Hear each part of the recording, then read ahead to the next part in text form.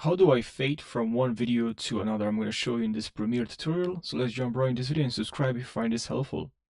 Okay, so what you're going to have to do to add a cross effect, we're going to have to grab this video, move it on top of the other one, decide how long your crossfade would like to be. So for me, I like my crossfade to be quite long because I just want to show you how it looks like.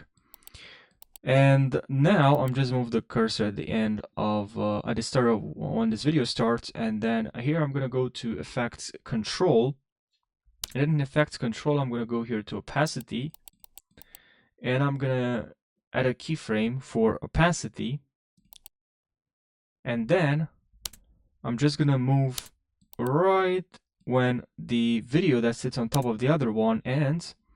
And here in opacity, I'm gonna click here and I'm just gonna enter 0. Which this, as you can see, is gonna set the opacity to 0.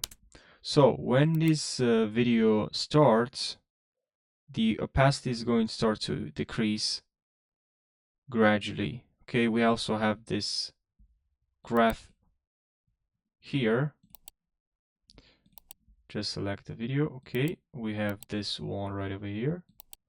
We can also add keyframes now. Sorry, not keyframes, but we can add like a ease in, like so. Now, if we change our mind and it's to decide that this is too slow, we can just drag this keyframe really close. And now this fade is going to start around here, as you can see, because we can see the keyframe here. So in this case, we're just gonna drag this video here.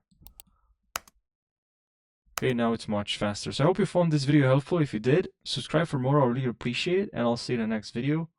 Take care.